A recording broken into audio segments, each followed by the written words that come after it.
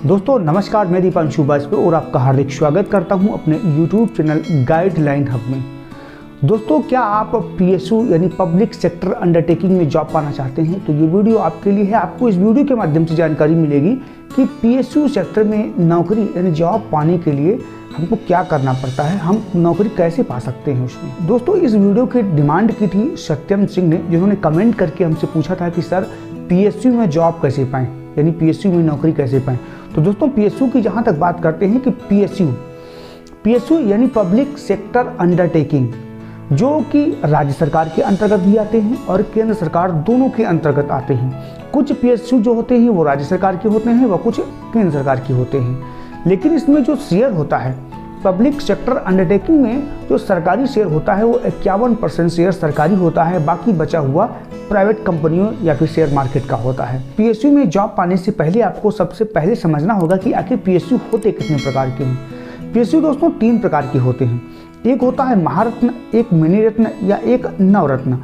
महारत्न की बात करें दोस्तों तो जिसका सालाना सेल यानी जिसकी सालाना सेल 20,000 करोड़ व उससे अधिक होती है उसे हम महारत्न बोलते हैं। वहीं मिनी रत्न की बात करें तो 3 वर्ष तक लाभ कमाने वाले सेक्टर को, जो कि प्री टैक्स लाभ कम से कम उसका 30 करोड़ होना चाहिए, उसे हम मिनी रत्न बोलते हैं। वही बात करते हैं जब नवरत्न की, तो नवरत्न यानी पिछले 5 वर्षों में जिसको एक्सीलेंट की रेटिंग मिलती है उसे हम नवरत्न बोलते हैं। इसमें काम करने का लाभ क्या होता है दोस्तों? PSU यानी पब्लिक सेक्टर अंडरटेकिंग में आपको जॉब करने का सबसे मुख्य लाभ ये होता है, पूरी तरीके से सरकारी जैसे ही कार्य करते हैं।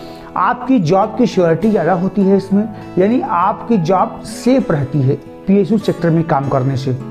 तो दोस्तों, जॉब इसमें जो निकलती हैं वो आपकी 2 प्रकार की जॉब निकलती हैं। एक तो टेक्निकल जॉब निकलती हैं, दूसरी नॉन टेक्निकल जॉब निकलती हैं। इस जॉब के लिए यानी PSU सेक्टर में जॉब पाने के लिए आपके लिए उम्र सीमा जो निर्धारित की गई है वो 21 वर्ष से 30 वर्ष, यानी 21 वर्ष कम से कम व 30 वर्ष आपकी अधिकतम आयु है, तो तब भी आप PSU सेक्टर में जॉब पा सकते हैं। PSU सेक्टर में आपका सिलेक्शन प्रोसेस कैसे होता है? बहुत सारे ऐसे स्टूडेंट होते हैं जो BTech करने के बाद में PSU सेक्टर में जॉब पाते हैं। बहुत सारे डिप्लोमा वाले व बहुत सारे ITI धारकों के लिए भी PSU सेक्टर में जॉब निकलती है। BTech वालों के लिए जो उसमें प्रवेश होता है, BTech वाले जॉब पाने के लिए उनको गेट का एग्ज़ाम देना पड़ता है। गेट का एग्ज़ाम निकालने के बाद में ही उनका इसमें सिलेक्शन होता है।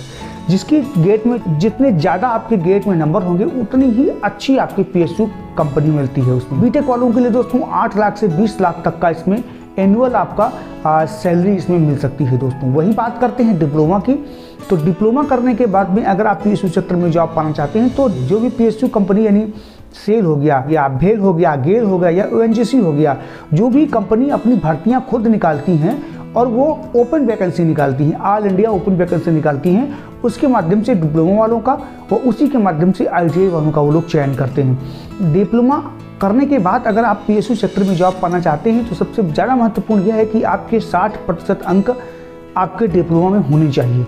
उससे कम अगर आपके होंगे तो आप PSU सेक्टर में जॉब नहीं कर पाएंगे। डिप्लोमा के बाद में आपकी जो PSU सेक्टर में जॉब लगती है उसमें आपकी सैलरी लगभग 35 से 40 हज़ार प्रति माह के हिसाब से सैलरी मिलती है।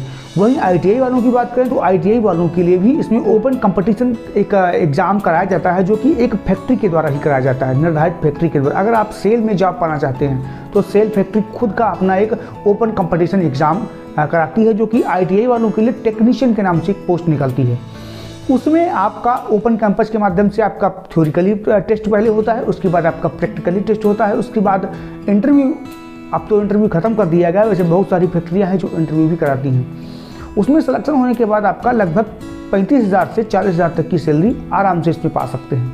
दोस्तों, सैलरी की बात करें, BTech हो या डिप्लोमा हो या ITI हो, सैलरी PSU सेक्टर में सबसे ज़्यादा मुख्य बात ये होती है कि जो पब्लिक सेक्टर यूनिट की फैक्ट्री होती है वो अगर प्रॉफिट में है तो उसकी सैलरी अच्छी होती है, अगर वो लॉस में जा रही होती है तो उसकी सैलरी थोड़ा सा कम हो जाती है। यही सबसे ज़्यादा या अहम नुकसान है जो पब्लिक सेक्टर यूनिट का है। सरकारी में अगर आप जॉब करेंगे तो आपकी सैलरी सीमित रहती है, पब्लिक सेक्टर यूनिट में आपकी कम या ज़्यादा सैलरी होने की संभावना ज़्यादा रहती है। दोस्तों, जाहिर है कि आपको ये वीडियो पसंद में आ गया होगा कि पब्लिक सेक्टर यूनिट में आप जॉब कैसे पाएंगे।